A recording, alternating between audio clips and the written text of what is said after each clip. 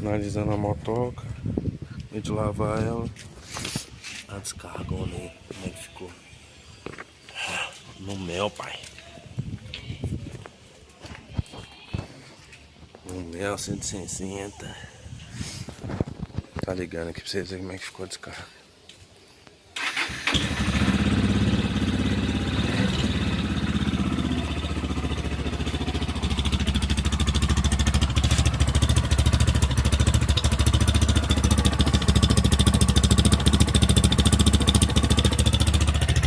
Esperar esquentar um pouquinho.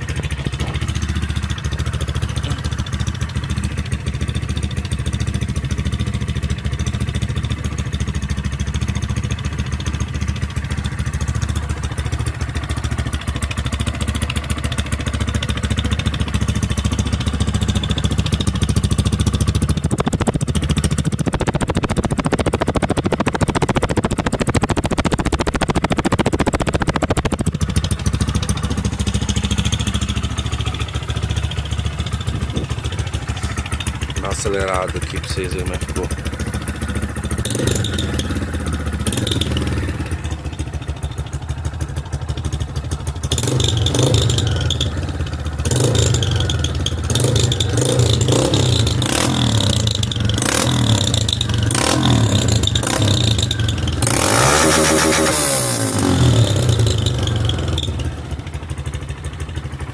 Valeu, obrigado.